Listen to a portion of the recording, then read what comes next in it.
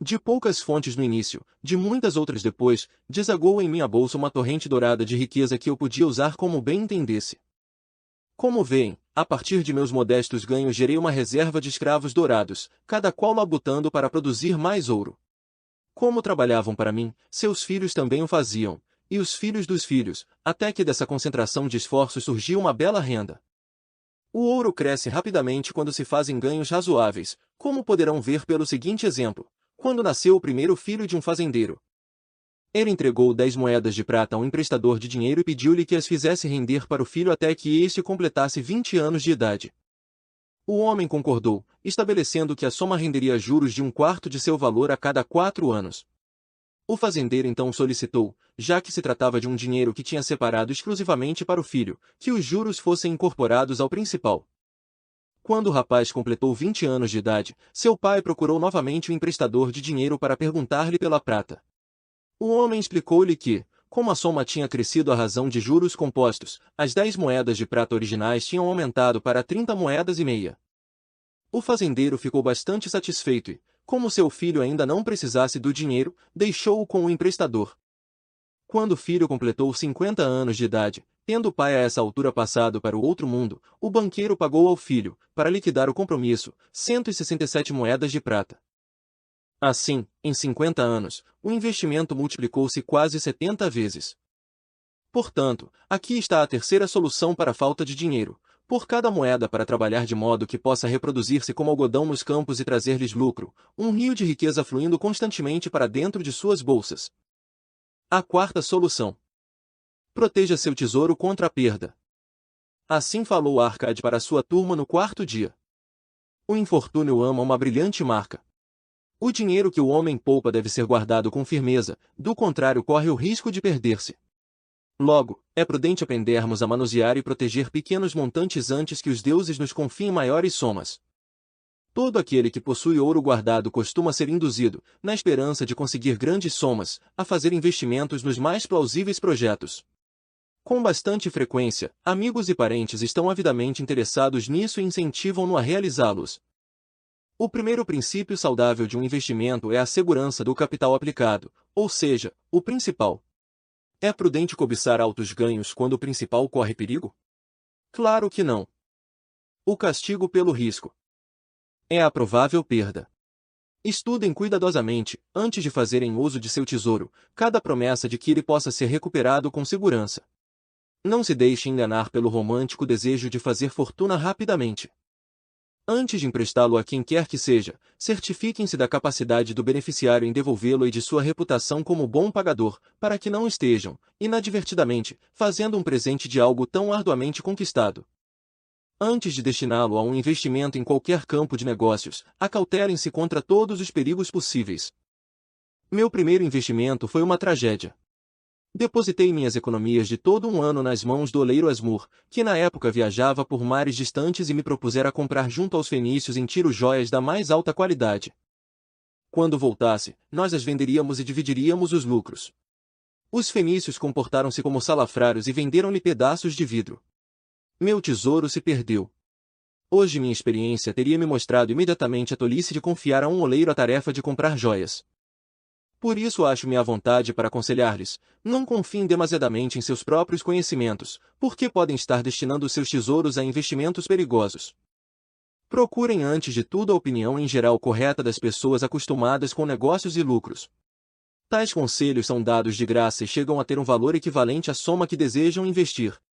Na verdade, um valor bem real, já que podem evitar que vocês percam o dinheiro aplicado. Esta é, portanto, a quarta solução para a falta de dinheiro, e de grande importância, pois previne que suas economias vão por água abaixo no momento depois de terem crescido tanto. Protejam seus tesouros contra a perda, investindo onde o principal esteja a salvo, onde possa ser reivindicado sempre que o desejarem e onde fique claro para vocês que vão realmente conseguir uma bela renda. Consultem homens experimentados. Sigam a opinião daqueles que lidam habitualmente com dinheiro. Deixem que o tirocínio deles proteja seus tesouros contra os investimentos de alto risco. A quinta solução. Façam do lar um investimento lucrativo. No quinto dia de aula, Arcade falou assim para os alunos: se um homem separar 9 partes dos seus ganhos para com elas viver e gozar a vida e se ainda alguma delas puder ser empregada no investimento lucrativo sem prejuízo de seu bem-estar, então seus tesouros crescerão rapidamente. A maioria dos babilônios mora muito mal com suas famílias.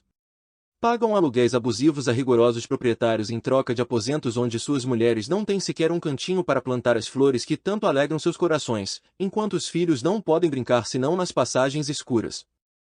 Nenhuma família pode gozar plenamente a vida a menos que tenha um pedaço de chão, onde as crianças possam brincar ao sol e onde a esposa possa plantar não somente árvores frutíferas, mas também verduras para alimentar os seus. Que homem não se sentiria feliz em poder comer os figos de suas próprias figueiras e as uvas de suas próprias videiras? Ter o seu próprio domicílio, com um pedaço de chão disponível para cuidar e sentir orgulho, dar confiança ao coração e maior ânimo a todos os seus esforços. Por isso, recomendo a todos os homens que tenham seu próprio teto, a fim de contar com um abrigo para si e para os seus. Ter o seu próprio lar não se acha além da capacidade de um homem bem-intencionado.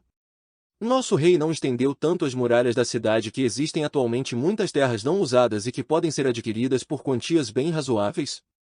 Posso lhes assegurar, meus discípulos, que os emprestadores de dinheiro veem com bons olhos os desejos do homem que procura um lar e um pedaço de terra para a família. Poderão conseguir facilmente um empréstimo para contratar o fabricante de tijolos e o construtor, se tiverem condições de apresentar uma parte razoável da soma necessária para tão louvável propósito. Quando a casa estiver pronta, poderão pagar ao emprestador de dinheiro com a mesma regularidade com que anteriormente acertavam seus aluguéis. Como cada pagamento irá paulatinamente reduzindo a dívida com o emprestador de dinheiro, em poucos anos não estarão devendo mais nada a ele. Seus corações se sentirão então felizes, porque estarão legitimamente na posse de um bem estável e valioso, cuja única despesa serão os impostos reais. Suas boas esposas irão mais frequentemente ao rio lavar a roupa, trazendo de cada vez um saco de pele de cabra com água para regar as plantações. Assim, muitas bênçãos recaem sobre o homem que tem sua própria casa. E isso reduzirá em muito suas despesas, permitindo que uma parte maior de seus ganhos possa ser destinada aos prazeres e à satisfação de seus desejos. E aí está a quinta solução para a falta de dinheiro: tenha o seu próprio lar. A sexta solução: assegurem uma renda para o futuro. A Arcade começou a sexta aula com estas palavras: a existência de todo homem vai da infância à velhice. Esse é o caminho da vida, e nenhum homem pode desviar-se dele a menos que os deuses o chamem prematuramente para o mundo do além. Por isso digo-lhes que cabe a todo homem providenciar uma renda condizente para os dias futuros, quando ele não for mais jovem, e providenciar que a família não fique na penúria, quando já não puder contar com ele para o seu conforto e sustento. Esta lição lhes ensinará a prover uma bela reserva para quando o próprio tempo estiver tornado menos capazes de aprender. O homem que, em virtude de sua compreensão das leis da riqueza, adquire crescentes lucros acumulados deve ter o pensamento voltado para os dias futuros. Deve planejar certos investimentos ou provisão que dure com segurança por muitos anos, que estarão disponíveis quando chegar o tempo que ele tão prudentemente previu.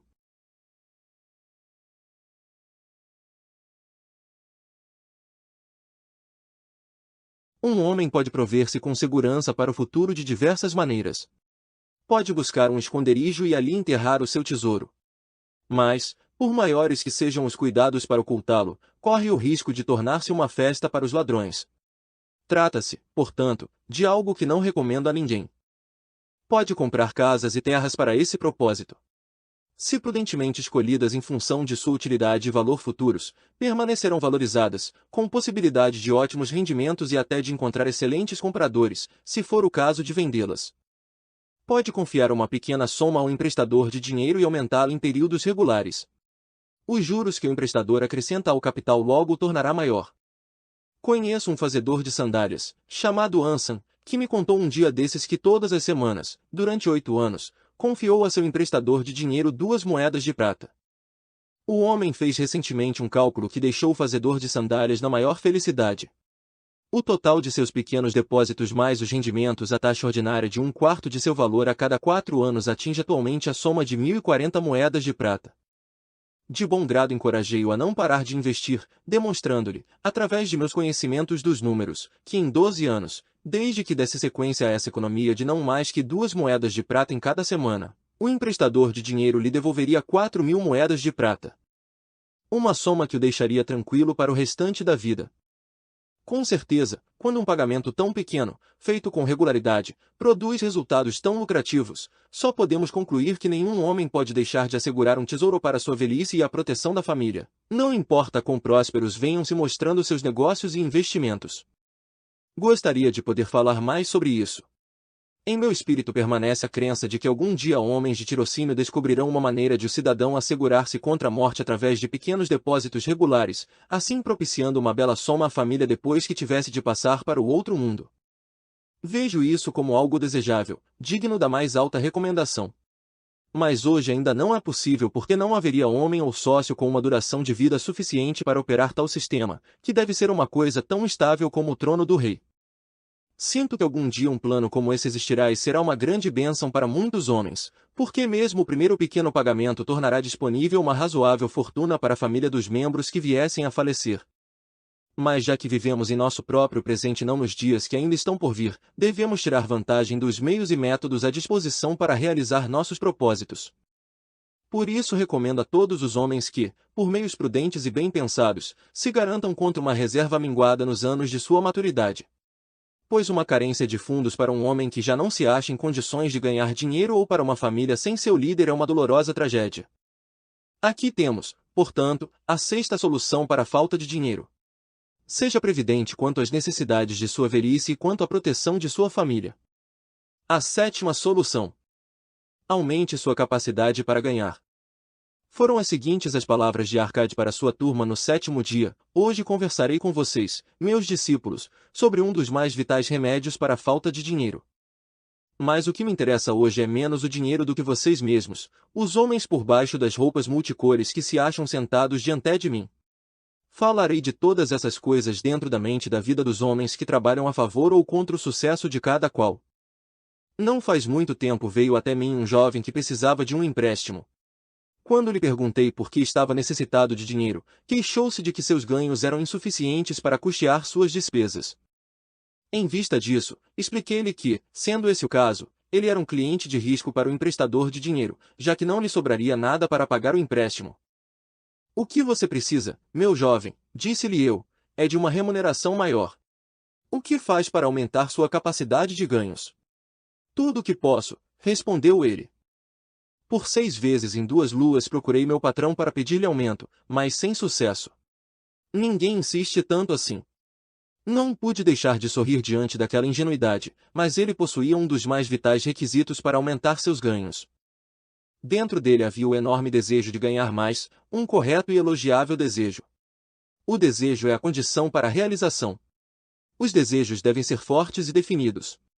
Desejos gerais não passam de vagas aspirações. O homem que deseja ser rico manifesta um pequeno propósito. O homem que deseja 5 moedas de ouro manifesta um propósito tangível, passível de ser buscado. Depois de ter alimentado seu desejo por 5 moedas de ouro com a força de propósito necessária, pode então procurar maneiras similares para obter 10 moedas, 20 moedas, 1000 moedas, até que finalmente se torna rico. Depois de aprender a garantir um pequeno, mais definido, desejo terá suficiente experiência para garantir um outro de maior amplitude. Este é o processo através do qual a riqueza é acumulada, primeiro pequenas somas, depois maiores, à medida que o homem aprende e se torna mais capaz. Os desejos devem ser simples e definidos. Costumam malograr, porém, quando são muitos, confusos ou se acham além da capacidade de um homem realizá-los. À proporção que um homem aperfeiçoa-se em seu ofício, sua capacidade para ganhar dinheiro também cresce. Naqueles velhos tempos em que eu não passava de um pobre escriba, gravando sobre tabuinhas de argila em troca de algumas poucas moedas de cobre por dia, observei que outros trabalhadores produziam mais do que eu e eram mais bem pagos. Por isso, resolvi que seria o melhor em minha profissão. Não demorei muito a descobrir a razão do grande sucesso deles. Comecei a ter mais interesse pelo trabalho, a concentrar-me mais nas tarefas, a ter mais persistência em meus esforços. Com o tempo, poucos homens podiam igualar minha produção diária. Mantendo um razoável ritmo de trabalho, minha crescente habilidade foi recompensada, e não precisei procurar por 6 vezes meu patrão em busca de reconhecimento. Quanto mais conhecimentos adquirirmos, mais poderemos ganhar. O homem que busca aprender sempre mais sobre sua profissão será ricamente recompensado. Se for um artesão, deve informar-se sobre os métodos e ferramentas utilizados por um companheiro de maior perícia no mesmo ramo. Se trabalha com a lei ou com a assistência médica, pode consultar e trocar informações com outros da mesma atividade. Se é um comerciante, deve continuamente pesquisar boas mercadorias passíveis de serem vendidas a preços mais baixos. Os negócios humanos mudam e aperfeiçoam-se, porque cidadãos entusiasmados estão sempre procurando melhorar a própria habilidade a fim de servirem com mais eficiência e qualidade aqueles de que dependem. Por isso sugiro a todos os homens que se ponham na linha de frente do progresso e não fiquem parados, sendo passados para trás. Muitas coisas podem enriquecer a vida de um homem com vantajosas experiências. Aqui estão algumas resoluções que um homem deve tomar. Se respeita a si mesmo. 11 Ele deve pagar suas dívidas com toda a pontualidade de que for capaz, não adquirindo nada que não tenha condições de saldar. Deve cuidar da família de modo que esta possa pensar e falar bem dele. Deve fazer um testamento a fim de que, caso os deuses o chamem para si, possa ser feita uma divisão adequada e honesta de todos os seus bens. Deve ter compaixão pelos que sofrem ou foram atingidos pela desventura e ajudá-los na medida de suas possibilidades. Deve ter atenções para os que lhe querem bem. Assim, o sétimo e último remédio para a falta de dinheiro é cultivar suas próprias aptidões, estudar e somar conhecimentos, tornar-se mais habilidoso e agir sempre respeitando a si mesmo. Dessa forma adquirirá suficiente autoconfiança para realizar seus mais acalentados desejos. São essas, portanto, as 7 soluções para a falta de dinheiro, que, em função da experiência acumulada durante uma longa e bem-sucedida vida, julgo poder comunicar a todos os homens que desejam riqueza. Há mais ouro na Babilônia, caros discípulos, do que pode sonhar qualquer um de vocês. Há abundância para todos. Vão e pratiquem essas verdades, para que possam prosperar e enriquecer continuamente, como é de seu direito. Vão e ensinem essas verdades a todos os súditos honestos do reino, para que também eles possam partilhar com liberalidade da ampla riqueza de nossa amada cidade. Encontrando a deusa da boa sorte. Se um homem tem sorte, não há como prever extensão possível de sua boa fortuna. Jogue em Nono Eufrates, e ele se salvará a nado com uma pérola na mão. Provérbio babilônico.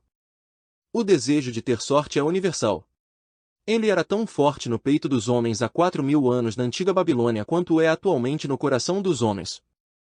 Todos nós esperamos ser favorecidos pela caprichosa deusa da boa sorte. Há alguma maneira de encontrá-la e atrair não apenas sua atenção favorável, mas também seus generosos favores? Há alguma maneira de atrair a boa sorte? Era exatamente isso que os antigos habitantes da Babilônia queriam saber. Eles passavam por homens argutos e entusiasmados pensadores, o que explica por que a velha cidade tornou-se a mais rica e a mais poderosa de seu tempo. Nessa época distante não havia escolas nem colégios. Possuíam, entretanto, um centro de aprendizado, uma verdadeira escola prática. Entre os prédios guarnecidos de torres da Babilônia, havia pelo menos um que emulava em importância com o palácio do rei, os jardins suspensos e os templos dos deuses. Os livros de história quase não o mencionam, embora tivesse exercido uma poderosa influência sobre o pensamento daquele tempo. Tal prédio era o Templo do Saber, onde os conhecimentos do passado eram apresentados por professores voluntários e onde assuntos de interesse popular eram debatidos em reuniões abertas. Dentro de suas paredes todos os homens se encontravam como iguais. O mais humilde dos escravos podia discutir sem medo de represálias as opiniões de um príncipe da casa real. Entre os muitos que frequentavam o Templo do Saber, havia um sábio chamado Arcade, o homem mais rico da Babilônia. Ele tinha seu próprio salão especial, onde quase todas as noites um grupo considerável de homens, alguns idosos, alguns muito jovens, mas a maioria na meia-idade, reuniam-se para discutir e perguntar sobre assuntos de interesse. Vamos supor que estamos ouvindo uma dessas conversas para ver como eles encaravam a questão da boa sorte.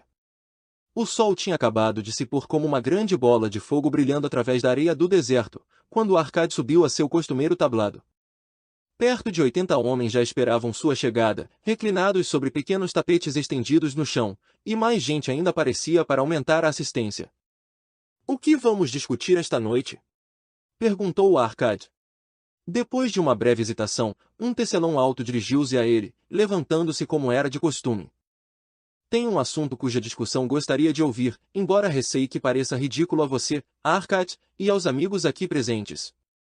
Depois de incentivado por Arcade e pelos próprios colegas a apresentá-lo, ele continuou: "Creio estar com sorte hoje, pois achei uma bolsa com moedas de ouro dentro. Meu grande desejo é continuar tendo sorte. Sentindo que todos os homens compartilham comigo tal desejo, sugiro que debatamos como atrair a boa sorte, para que possamos descobrir maneiras de contar com ela. Um belo e interessante tema acaba de ser proposto, comentou Arcade, na verdade, um dos mais valiosos de nossa discussão. Para alguns homens, a boa sorte não passa de um acontecimento casual que, como um acidente, pode ocorrer a alguém sem propósito ou razão. Outros acreditam que é responsável por qualquer boa fortuna é a nossa mais generosa deusa, Achar, sempre ansiosa para recompensar com belas dádivas aqueles que lhe agradam. Respondam, meus amigos, devemos pesquisar se existem meios pelos quais a boa sorte possa ser incentivada a visitar cada um de nós? Sim. Sim. E muito mais que isso, respondeu o crescente grupo de ávidos ouvintes. Para começar nossa discussão, continuou Arcade, ouçamos primeiro aqueles dentre nós que passaram por experiências similares à do tecelão, tendo achado ou recebido, sem qualquer esforço de sua parte, tesouros valiosos ou joias. Houve uma pausa, todos esperando que alguém tomasse a palavra para atender à sugestão de Arcade, mas ninguém o fez.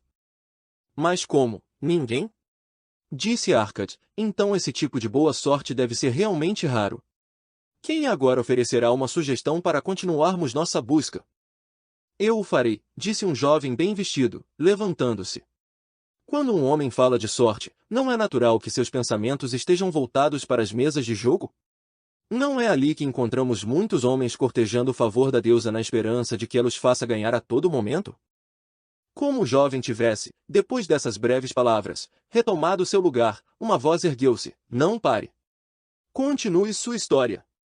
Diga-nos, por acaso pôde contar com o favor da deusa nas mesas de jogo? Ela fez com que os cubos caíssem com o lado vermelho virado para cima, enchendo sua bolsa à custa do homem das apostas, ou, ao contrário, permitiu que o lado azul fosse o vitorioso, propiciando ao outro passar a mão em suas moedas de prata arduamente conquistadas. O jovem juntou-se aos risos sem maldade da sala e replicou, não posso deixar de admitir que a deusa não parecia saber que eu me achava no local. Mas e quanto aos demais? Encontraram-na esperando em tais lugares para rolar os cubos em favor de vocês? Estamos ávidos para ouvir tanto quanto para aprender.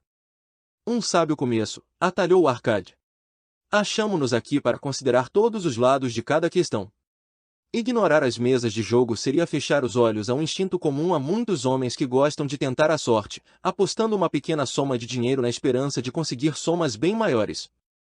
Isso me traz à lembrança as corridas de ainda ontem, gritou um outro ouvinte, se a deusa frequenta as mesas de jogo, certamente não desdenha as corridas, onde carros de guerra dourados e cavalos espumantes oferecem muito mais excitação. Conte-nos honestamente, Arcade, foi ela quem lhe soprou que devia apostar naqueles cavalos cinza de Nínive?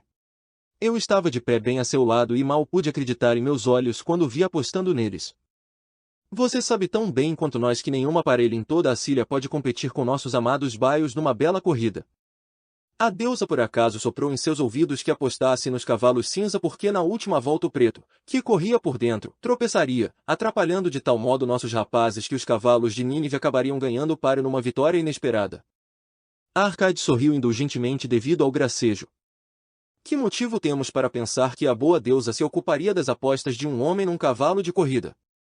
Para mim, ela é uma deusa de amor e dignidade cujo prazer consiste em ajudar os necessitados e recompensar aqueles que fizeram por onde merecer. Espero encontrá-la não nas mesas de jogo ou nas corridas em que os homens perdem mais do que ganham, mas nos lugares onde as ações humanas têm mais valor e são mais dignas de recompensa.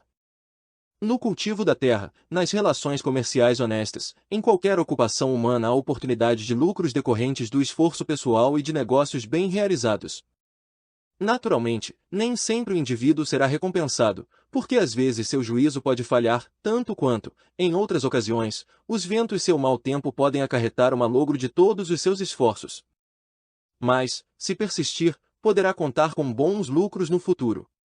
Isso acontece porque as chances de lucro estão sempre a seu favor. Mas, quando um homem joga apostando, a situação se inverte, pois as possibilidades de lucro a chance frequentemente contra ele e a favor daquele que dirige a banca. O jogo sempre beneficia este último. Faz parte do negócio que ele tenha direito a uma percentagem sobre as quantias apostadas. Poucos jogadores percebem como são certos os lucros do dono da banca e como são incertas suas próprias chances de vencer. Consideremos como exemplo as apostas feitas no jogo de cubos. Toda vez que o cubo é lançado, nós apostamos no lado que cairá virado para cima. Se der o vermelho, o dono da banca tem de nos pagar 4 vezes o valor de nossa aposta. Se der, entretanto, qualquer outro dos 5 lados restantes, perdemos. Assim, em cada jogada contamos com 5 chances de perder, mas, uma vez que o vermelho paga 4 por 1, temos 4 chances de vencer. Numa única noite de jogo, o dono da banca pode contar com lucros certos no valor de 1/5 de todas as apostas feitas. Pode um homem esperar vencer se não ocasionalmente contra vantagens arranjadas de tal modo que, pelo simples fato dele entrar numa casa de jogo, já o despojam de 1/5 de suas apostas? Mas há casos em que alguns homens conseguem ganhar somas bastante altas, arriscou um dos ouvintes. Certamente, continuou o Arcade. Percebendo isso, pergunto-me se o dinheiro conseguido dessa maneira traz um valor permanente àqueles que têm sorte. Entre meus conhecidos se acham muitos dos mais exitosos homens da Babilônia, mas sinto-me incapaz de apontar um único que tenha começado a triunfar a partir de uma fonte como essa. Todos vocês aqui reunidos esta noite conhecem muitos de nossos abastados cidadãos. Seria do maior interesse para mim saber quantos deles podem creditar às mesas de jogo o início de seus anos venturosos. E se cada um de vocês falasse dos que conhece? O que dizem? Depois de prolongado silêncio, um gaiato aventurou: sua pergunta inclui os donos da banca? Se não se lembra de mais ninguém, respondeu Arcade. Se nenhum de vocês pode lembrar-se de ninguém, que tal vocês mesmos? Há bons vencedores por aqui hesitando em recomendar o jogo como uma possível fonte de renda? Seu desafio teve como resposta gemidos procedentes do fundo da plateia, que arrancaram muitos risos. Teríamos a impressão de não estarmos procurando a boa sorte nos lugares que a deusa costuma frequentar, continuou ele. Sendo assim, vamos explorar outros campos. Já vimos, portanto, que ela não se acha no fato de toparmos casualmente com uma carteira perdida, nem nas mesas de jogo. Quanto às corridas, devo confessar que perdi mais dinheiro do que ganhei. Vejamos agora nossas ocupações e negócios. Não é natural que, em seguida a uma vantajosa transação, consideremos isso não como um belo lance da sorte, mas como uma justa recompensa pelos nossos esforços. Estou inclinado a pensar que podemos estar desprezando as dádivas da deusa. Talvez ela realmente nos assista quando não apreciamos sua generosidade. Alguém sugere uma outra discussão? Um comerciante idoso levantou-se, repuxando sua elegante vestimenta branca. Com a permissão de vocês, honrado Arcade e caros amigos, ofereço uma sugestão. Se, como você disse, devemos acreditar em nossa própria habilidade e capacidade para o êxito de nossos negócios, por que não considerar os sucessos que estivemos a ponto de obter, mas que nos escaparam, situações que teriam sido mais lucrativas? Elas teriam sido um raro exemplo de boa sorte se realmente tivessem ocorrido. Como não se concretizaram, não podemos considerá-las como nossa justa recompensa. Certamente haverá entre nós homens capazes de relatar experiências nesse sentido. Trata-se de uma bela abordagem, aprovou Arcade. Quem entre vocês teve ao alcance uma boa sorte somente para vê-lo escapar? Muitas mãos se ergueram, inclusive a do comerciante idoso. Arcade animou-o a tomar a palavra. Como autor da proposta, gostaríamos de ouvi-lo primeiro. Contarei de bom grado a vocês uma história, disse ele, que ilustra como a boa sorte pode chegar tão perto de um homem e quão cegamente pode ele permitir que ela escape, trazendo perda e remorso. Há muitos anos, quando ainda era jovem, recém-casado e no começo de uma promissora carreira, meu pai me procurou e insistiu energicamente comigo para que eu participasse de um determinado investimento. O filho de um de seus amigos tivera conhecimento de um pedaço de terra estéril não muito além das muralhas de nossa cidade. Ficava bem acima do canal e não era alcançado pelas águas. O filho do amigo de meu pai arquitetou um plano para comprar essa terra, construir 3 grandes rodas d'água que pudessem ser movidas por bois e dessa maneira trazer até ali a água necessária. Depois, dividiria a terra em pequenos lotes e buscaria compradores entre os residentes da cidade. Mas ele não tinha dinheiro suficiente para levar a cabo um empreendimento desses. Tal como eu, era jovem e contava com vencimentos apenas satisfatórios. Seu pai, como o meu, tinha uma grande família e poucos recursos. Por isso resolveu ajudar o filho, tentando convencer um grupo de cidadãos a entrar na empresa com ele. Seria um Grupo de 12 pessoas, cada uma das quais se comprometeria a dar 1/10 de seus ganhos para o empreendimento até que a terra estivesse em condições de ser vendida. Cada qual então participaria dos lucros obtidos proporcionalmente ao que tivesse empenhado no investimento. Você, meu filho, disse-me meu pai, acha-se agora na juventude. É meu profundo desejo que comece a construir uma sólida posição para que se torne respeitado entre os homens. Gostaria que se valesse de meus conhecimentos em razão dos próprios erros desatinados que andei cometendo no passado. É o que desejo mais ardentemente, meu pai, respondi-lhe. Então, eis meu conselho. Era o que eu deveria ter feito na sua idade. Separe sempre 1/10 de seus ganhos para empregá-lo em investimentos favoráveis. Com esse 10º e com o que ele próprio terá condições de obter, você poderá, muito antes de chegar à idade em que me encontro, ter acumulado uma considerável soma. O que está dizendo, meu pai, são palavras de sabedoria.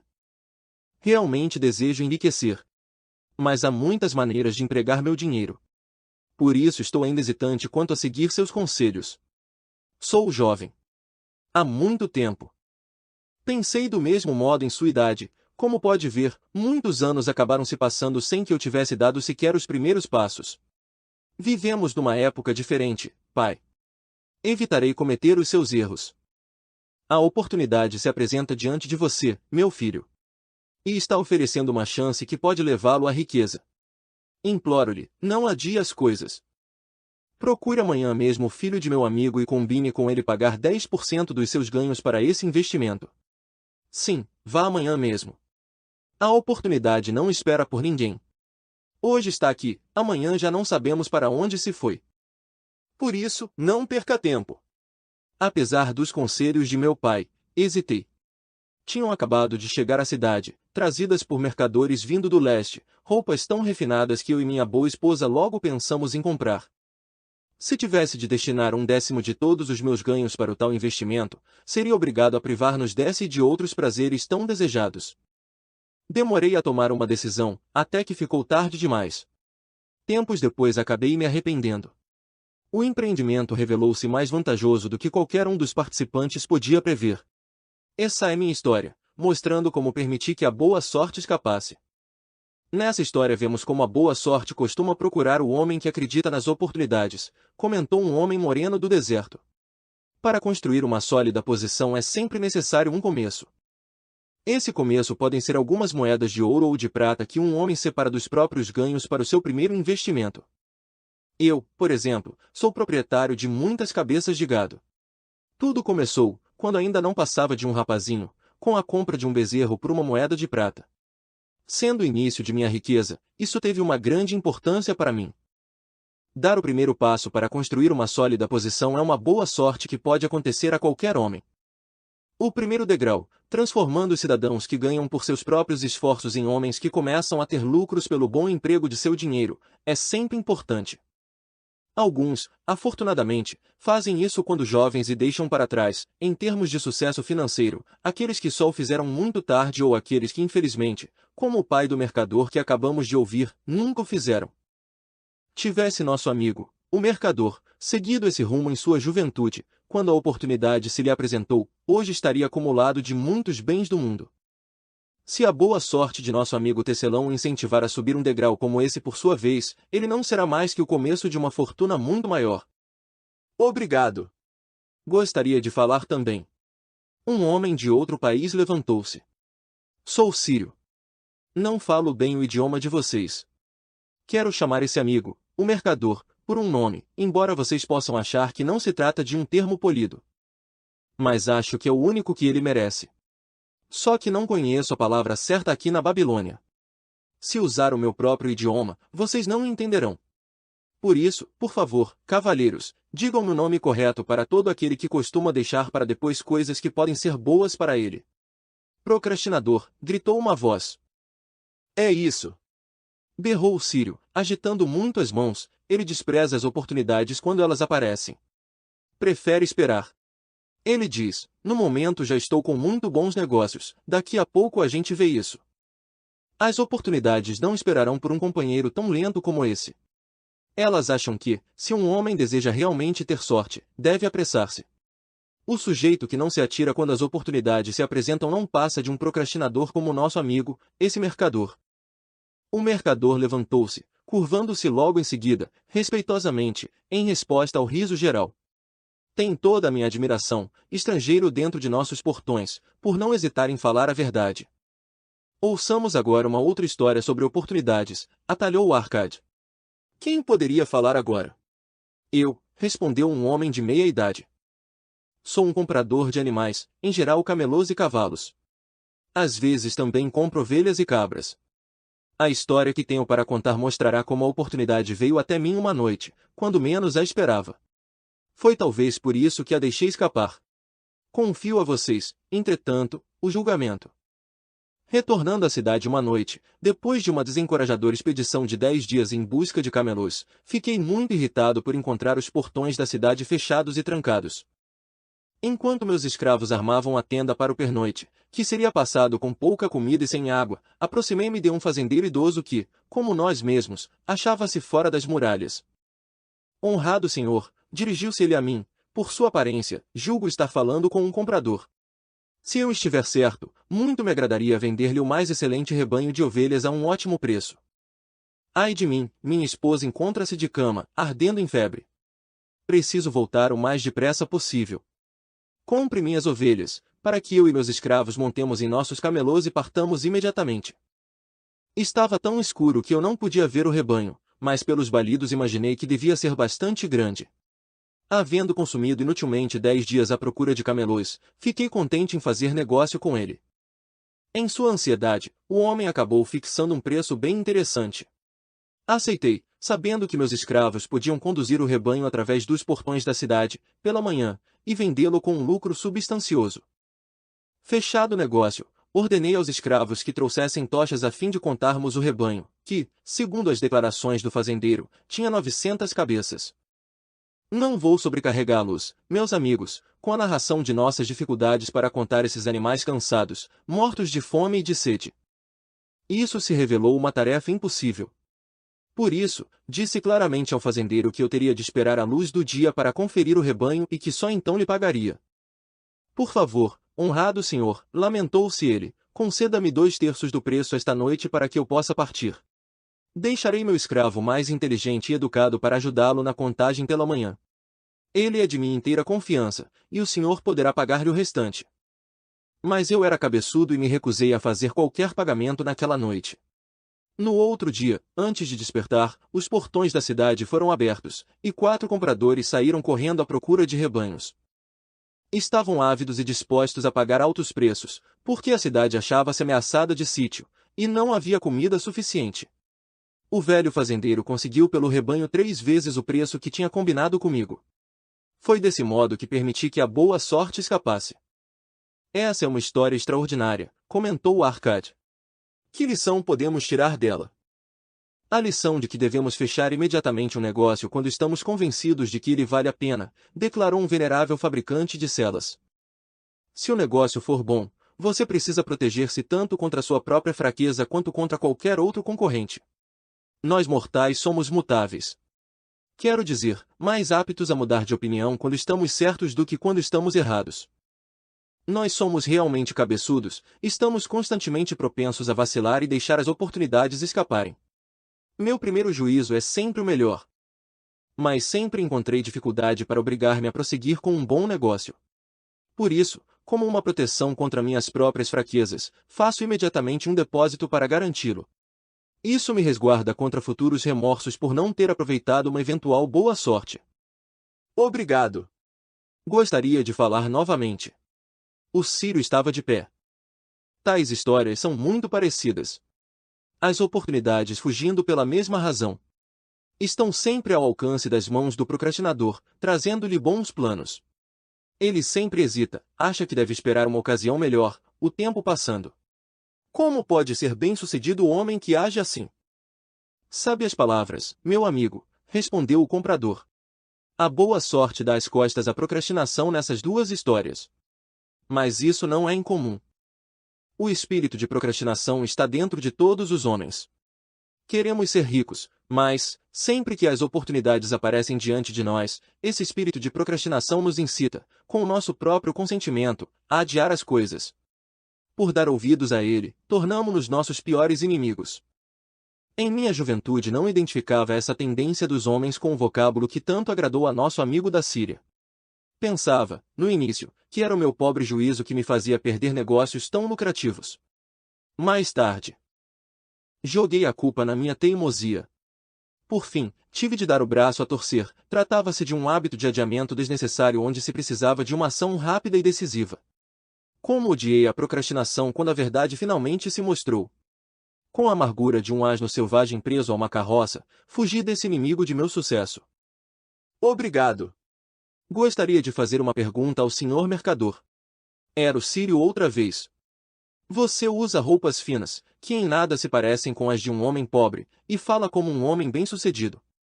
Conte-nos, você ainda dá ouvidos à procrastinação? Como comprador nosso amigo, respondeu o mercador, eu também acabei por reconhecer a procrastinação e bani-la.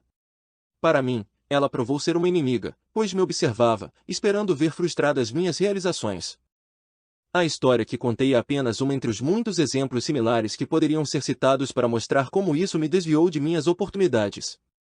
Depois que compreendemos, não é difícil superar tal coisa. Nenhum homem permite voluntariamente que o ladrão roube suas sacas de cereais. Tampouco permite voluntariamente que um inimigo seduza seus clientes ou roube seus lucros.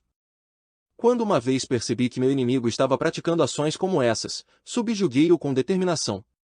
Assim, todo homem deve dominar seu próprio espírito de procrastinação se quiser participar dos ricos tesouros da Babilônia. O que diz, Arcad? Como você é o homem mais rico da Babilônia, muita gente acha que você é um sortudo.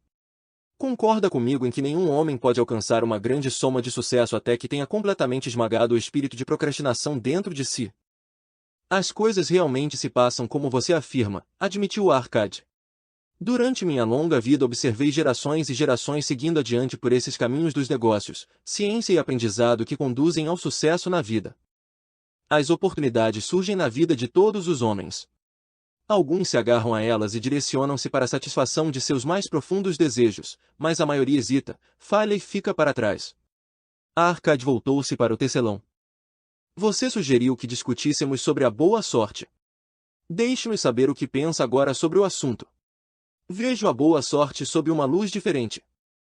Tinha pensado nisso como a coisa mais desejável que pudesse acontecer a um homem, sem grande esforço de sua parte. Agora percebo que não se trata de situações que alguém possa atrair para si mesmo. A partir de nossa discussão aprendi que para atrair a boa sorte, é necessário aproveitar as oportunidades. Por isso, no futuro, farei o melhor que puder quando as oportunidades surgirem para mim. Você pegou bem o sentido das verdades trazidas à luz por nossa discussão, replicou Arcad. A boa sorte, de acordo com o que vimos, segue de perto as oportunidades, mas raramente chega de outro modo. O mercador nosso amigo teria sido um eleito da boa fortuna, se tivesse aproveitado a oportunidade que a boa deusa pôs diante dele.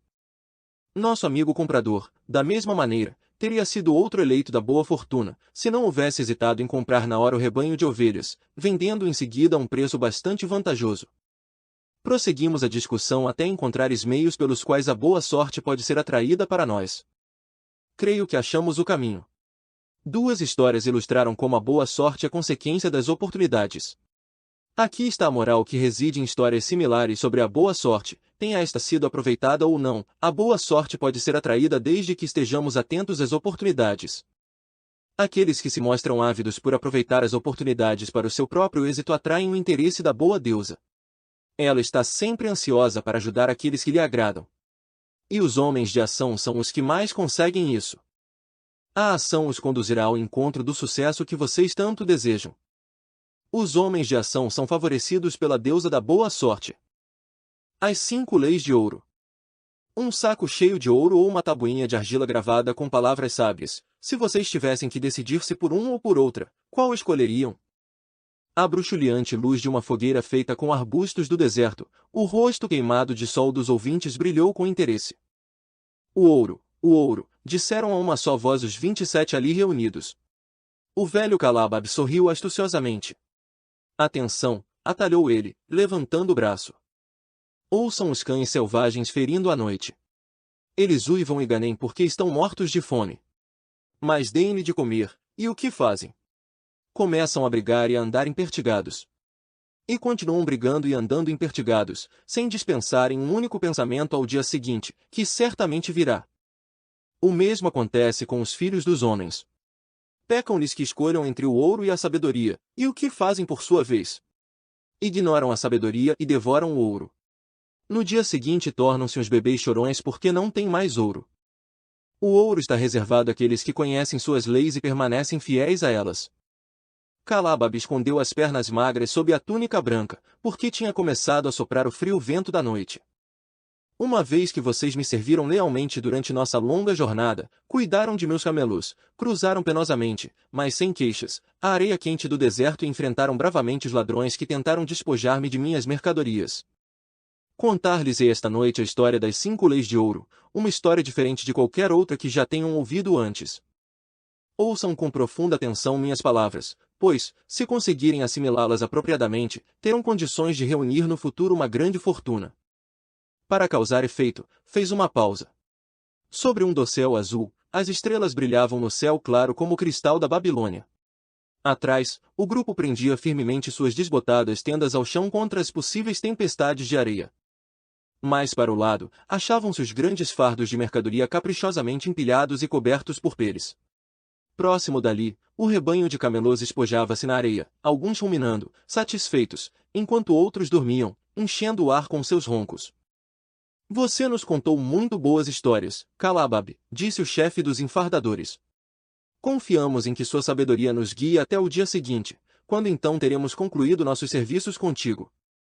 Falei-lhes de minhas aventuras em terras estranhas e distantes, mas esta noite quero tecer comentários sobre a sabedoria de Arcad, um homem venturoso e tarimbado.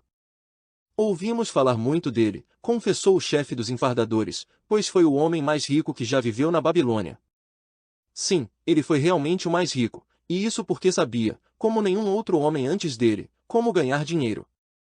Esta noite falarei sobre os seus grandes conhecimentos, de acordo com as informações que Nomazir, seu filho, me comunicou há muitos anos em Nínive, quando eu não passava de um garoto. Meu patrão e eu mesmo ficamos uma vez até tarde da noite no palácio de Nomazir. Eu tinha ajudado meu patrão a carregar grandes fardos de tapetes caríssimos para serem examinados por Nomazir, até que sua escolha das cores o deixasse satisfeito.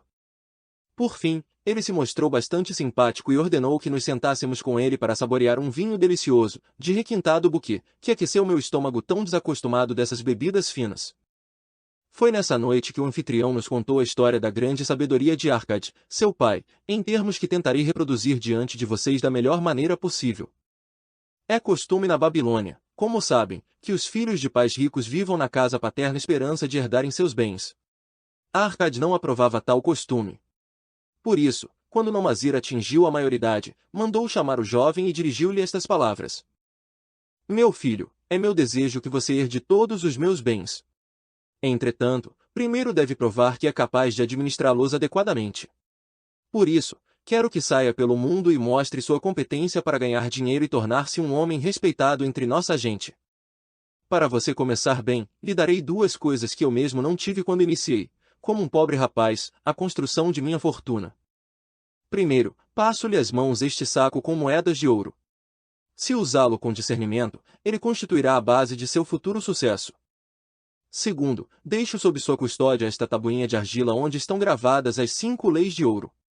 Se conseguir transportar o espírito delas para os seus próprios atos, elas lhe trarão competência e segurança. Daqui a 10 anos, volte à casa de seu pai e dê-lhe conta de tudo o que fez. Se eu achar que se mostrou valoroso e me apresentar provas disso, eu o farei herdeiro de todos os meus bens. Por outro lado, comunicarei tudo isso aos sacerdotes, para que eles possam trocar por minha alma a generosa consideração dos deuses. Assim, Nomazir partiu em busca de seu próprio caminho, pegando o saco de ouro, a tabuinha de argila cuidadosamente envolta em tecido de seda, seu escravo e os animais de carga e de montaria. Os 10 anos se passaram, e Nomazir, como tinha sido combinado, retornou à casa do pai, tendo este providenciado uma grande festa em sua homenagem e para a qual convidará grande número de amigos e parentes. Terminadas as comemorações, Pai e mãe acomodaram-se em seus ricos assentos num dos lados do grande salão, e Nomazir apresentou-se diante deles para prestar contas de sua viagem, como tinha prometido ao pai. Era noite. O aposento estava impregnado com a fumaça dos pavios dos candeeiros, que produziam uma fraca iluminação. Escravos em túnicas brancas abanavam ritmicamente o úmido ar com longas folhas de palmeira. Uma pomposa dignidade dava colorido à cena. A esposa de Nomazir e seus 2 filhos ainda pequenos, com amigos e outros membros da família, estavam sentados sobre tapetes atrás dele, ouvindo avidamente. Meu pai, começou a dizer Nomazir, cheio de respeito, inclino-me diante de sua sabedoria. Há 10 anos, quando me achava às portas da maioridade, o Senhor incentivou-me a partir e a tornar-me um homem entre os homens, em vez de permanecer nesta cidade como um vassalo de sua fortuna.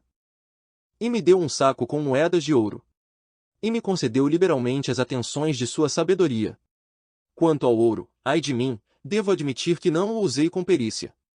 Ele fugiu de minhas inexperientes mãos como a lebre selvagem foge, na primeira oportunidade, do jovem que a caça. O pai sorriu indulgentemente. Continue, meu filho, sua história me interessa em todos os seus detalhes. Decidi ir para Nínive, uma próspera cidade, acreditando que ali encontraria oportunidades. Juntei-me a uma caravana e fiz entre seus membros numerosos amigos. Ali também se achavam 2 homens bem falantes que tinham um belíssimo cavalo branco, rápido como o vento.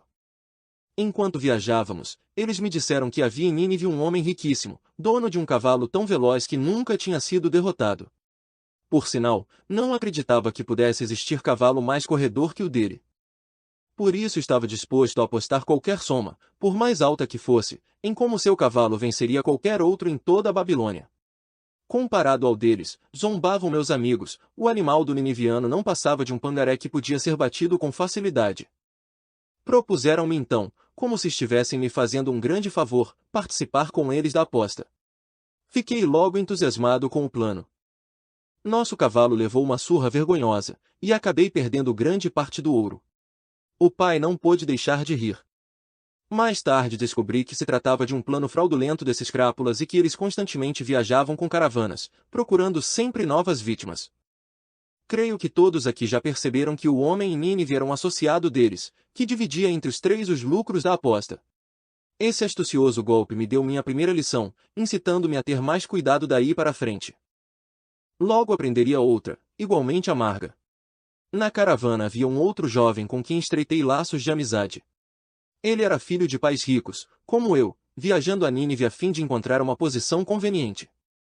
Não muito depois de nossa chegada, me contou que um comerciante tinha morrido, deixando uma loja repleta de ricas mercadorias e uma clientela de primeira qualidade que podiam ser adquiridas por um preço insignificante.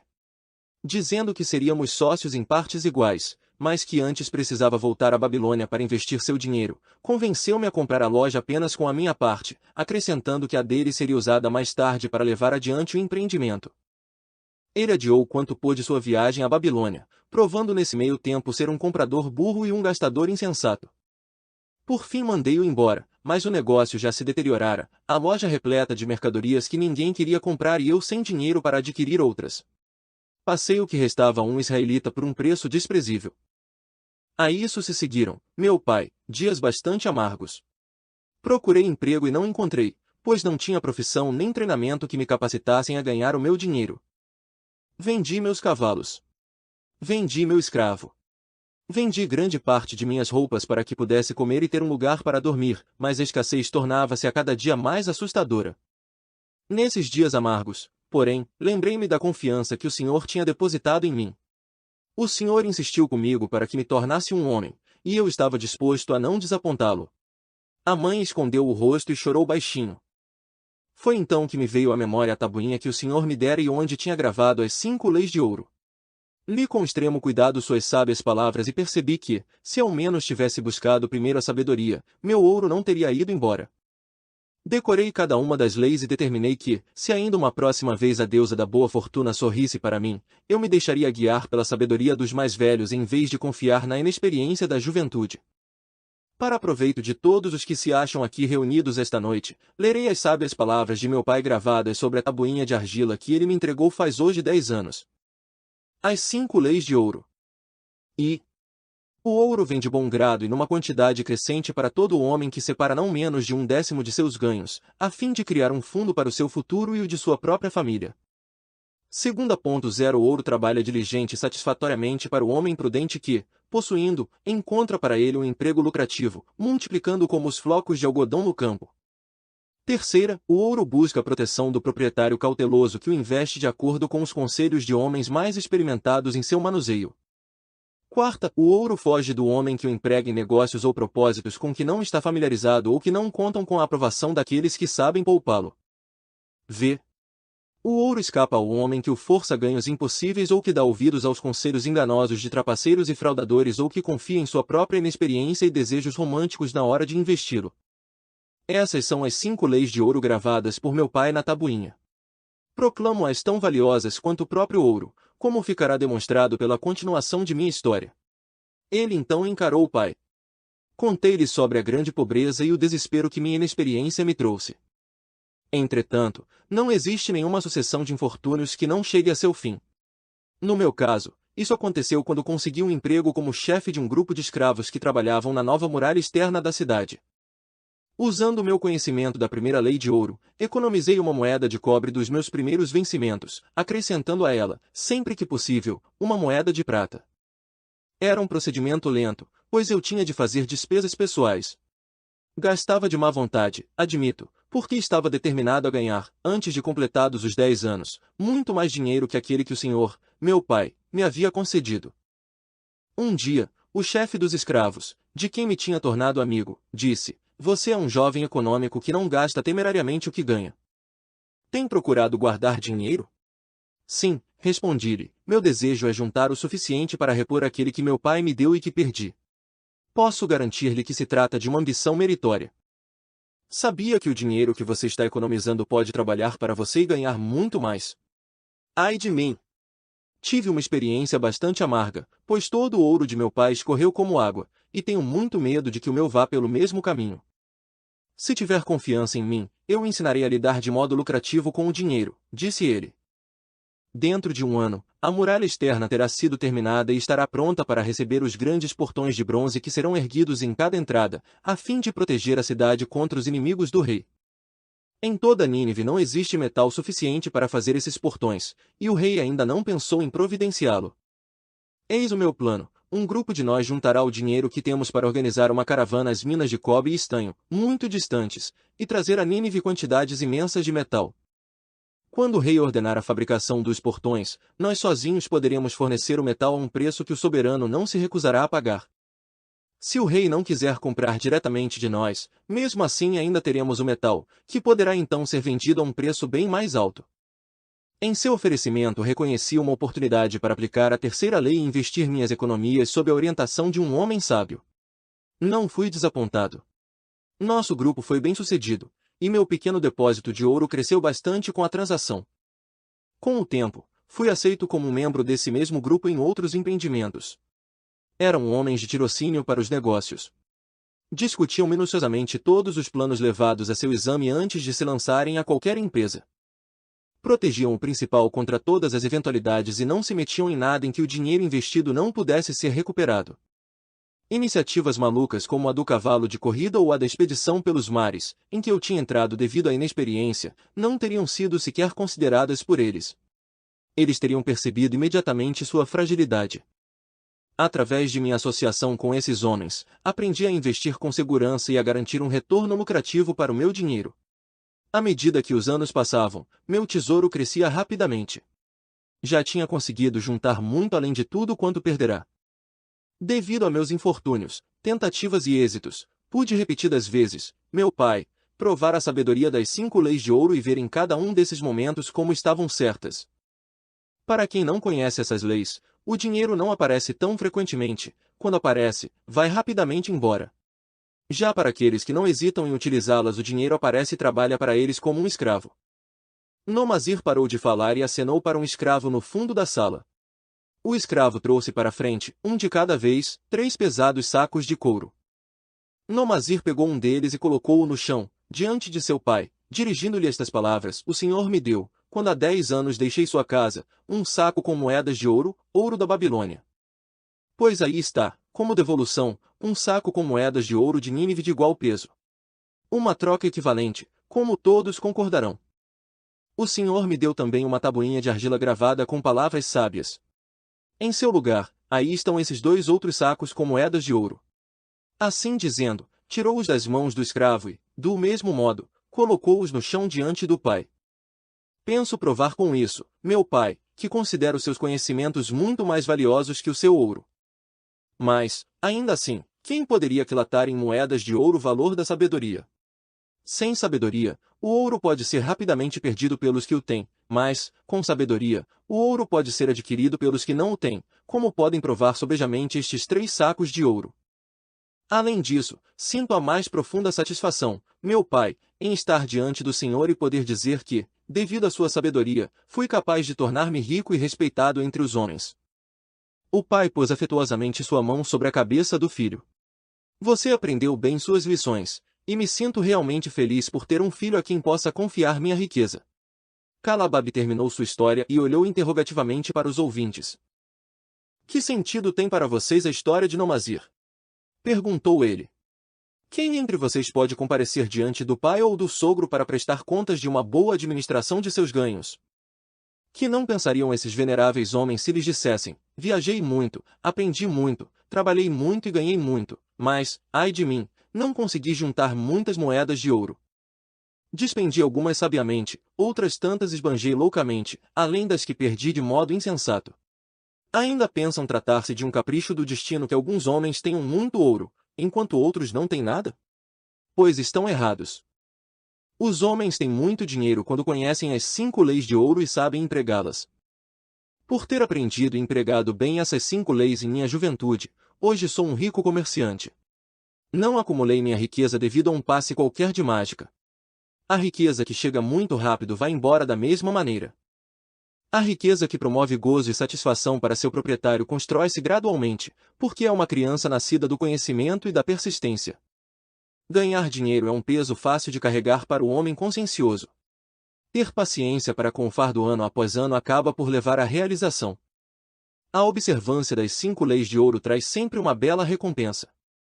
Cada uma dessas 5 leis é rica de sentido, e, temendo que não tenham sido suficientemente assimiladas durante minha breve história, faço questão de repeti-las. Conheço-as de cor, porque em minha juventude pude ver o quanto eram valiosas e não sosseguei enquanto não as retive na memória palavra por palavra. A primeira lei de ouro. O ouro vem de bom grado e numa quantidade crescente para todo homem que separa não menos de 1/10 de seus ganhos, a fim de criar um fundo para o seu futuro e o de sua própria família. Todo homem que separar religiosamente 1/10 de seus ganhos e investi-los sabiamente criará um considerável fundo que não somente lhe trará um vultoso rendimento futuro, como também protegerá sua família depois que os deuses o chamarem para o mundo da escuridão. A lei afirma igualmente que o ouro vem de bom grado para tal homem. Pude certificar-me disso em minha própria vida. Quanto mais ouro acumulei, mais prontamente ele veio até mim em quantidades crescentes. As moedas de ouro que economizei ganham ainda mais moedas, como acontecerá com vocês mesmos, e seus lucros continuam ganhando. Esse é o resultado da primeira lei. A segunda lei de ouro. O ouro trabalha diligente e satisfatoriamente para o homem prudente que, possuindo, encontra para ele um emprego lucrativo, multiplicando como os flocos de algodão no campo. O ouro realmente é um trabalhador bem disposto. Está sempre ávido por multiplicar-se quando a ocasião se apresenta. Para o homem que conserva separada uma determinada quantidade de ouro sempre surgem oportunidades para um empreendimento lucrativo. À medida que os anos passam, ele se multiplica das maneiras mais surpreendentes. A terceira lei de ouro. O ouro busca a proteção do proprietário cauteloso que o investe de acordo com os conselhos de homens sábios em seu manuseio. O ouro realmente busca a proteção do proprietário cauteloso e aborrece a companhia do insensato. O homem que procura o conselho dos mais sábios no manuseio do dinheiro aprende cedo a não pôr em risco seu tesouro, mas preservá-lo em segurança e gozar com satisfação seu crescimento. A quarta lei de ouro.